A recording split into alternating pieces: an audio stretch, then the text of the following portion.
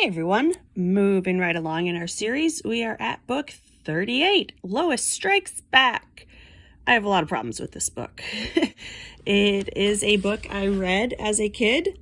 I remember Lois not being a particularly compelling character, and Bruce is a dirty cheater, and that's pretty much everything that happens in the story.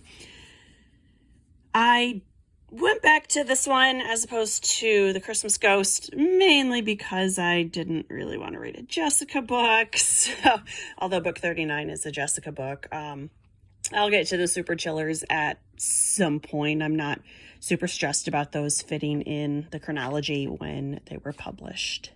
So this one, the big event, is a bike-a-thon to raise money for the school library. They are hilariously going to buy a VCR and some tapes, but that's okay. That's the technology we had when the book was written. One thing that is interesting is the cover. Whoever is the model for Lois on the left here looks to me everything like Rachel Lee Cook when she was in She's All That. Although this movie came out in 1999 and the book was published in 1990, so I don't possibly see how she could have been the book cover model, but it's just uncanny. So, this book. It seems most of our minor characters seem to have one distinguishing characteristic. For example, Amy has stringy hair. And for Nora, it's that her grandfather's the magician. We don't really know anything about her. It's more in relation to him. Well, the defining characteristic of Lois, which they tell us in pretty much every book, is that she's overweight. As if she has nothing more going for her than that. But the picture shown on the cover is clearly not an overweight girl. I mean, yes, her belly is a little poochy, but you can even see it's the fold of her shirt. She's not fat. Her arms are perfectly average sized. Her face is even thin. Look at her chin. There's nothing fat about this girl. So this book is just hateful and fat shaming all around. And then at one point, I know when I'm jumping way ahead, but at one point, Lois admits to Elizabeth that after this bike-a-thon, wow, she managed to lose 2 pounds. And it's like, well, yeah, if anyone's biking for hours in the hot sun, they would probably sweat off 2 pounds. But we would expect Elizabeth to have one of her Mary Sunshine answers of, oh, what's most important is who you are on the inside. That's just completely Elizabeth, and it is true. But instead, she hears this from Lois, and she says, oh, that's wonderful. And it's like, Elizabeth, that's way to fat shame your friend after you've spent the entire book being like the only person in the school who's nice to her. So this book is not good. What is good is Jessica does not give Lois an eating disorder. So there's that. That was a bad joke. I'm making fun of the Sweet Valley High, where she pretty much ruins Robin's life.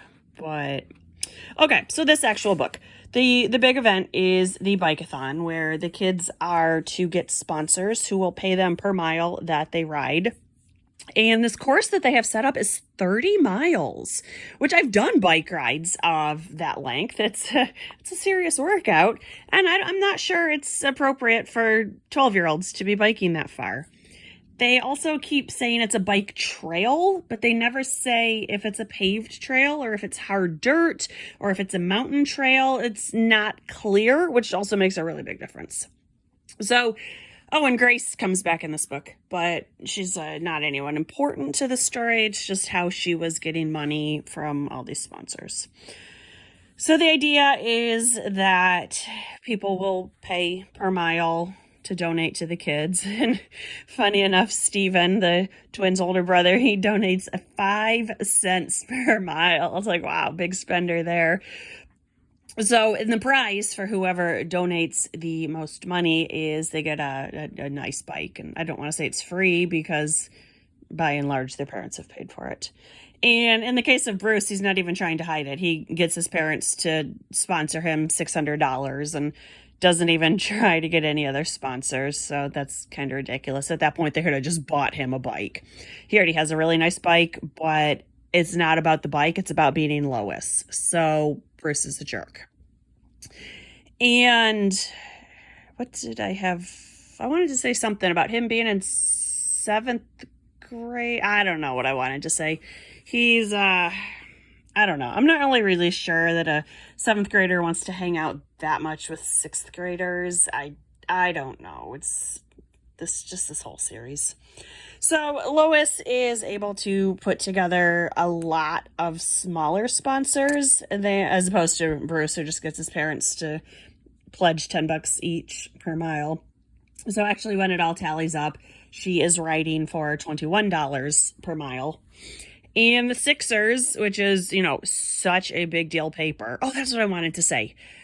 They're going to do a special edition of the Sixers based on this bike-a-thon, and they're going to have escorts for the top pledge getters. So Amy is going to ride along with Bruce, and Elizabeth is going to ride along with Lois. And what's interesting is everyone makes such a huge deal out of Bruce allegedly finishing all 30 miles, and they just completely forget that Amy did the same thing. And also, it's like we're supposed to feel such great sympathy for Elizabeth, who they wind up dropping out after 21 miles, but we just completely brush over the fact that Lois probably is not super athletic, but she also did 21 miles, but we're not supposed to pay attention to that. It's weird. But it seems, if this is a school-wide bike-a-thon, it seems as though the 7th and 8th grade paper would also focus on it. And it seems like Bruce would be more concerned about that paper as opposed to being a 7th grader being featured in the 6th grade newspaper. That just doesn't make any sense to me. But it's Sweet Valley, so when has that ever made sense? So they eventually trick Bruce into admitting that he didn't finish the race and he's a dirty cheater. But of course, his parents are so generous. They say that the school can keep the money. And again, it would have been cheaper if the parents had just bought the VCR, or if the parents had just bought Bruce another bike. This whole bike-a-thon it's just ridiculous. I'm with Steven. I'm going to donate 5 cents per mile. Sadly, there are no funny quotes that I want to read. It's just kind of average. Johnny Buck is in this one. He has a new album called Pass the Buck. That's super exciting. And Jessica shows us again that she doesn't really have any friends. She and Elizabeth have both pledged that they're going to be in this. But then Janet Howell, the big fancy unicorn president, announces she's not going to be in the bike-a-thon. It's too much work, and she doesn't want to get hot and sweaty, and all the unicorns really quickly follow her lead and drop out. But darn Mr. and Mrs. Wakefield won't let Jessica drop out. They say, you've made a commitment, so you have to bike as far, basically put forth your best effort. And first, she doesn't want to do it at all. She's going to let the air out of her bike tires and say, oh dear, I can't ride my bike. But they're able to fix that.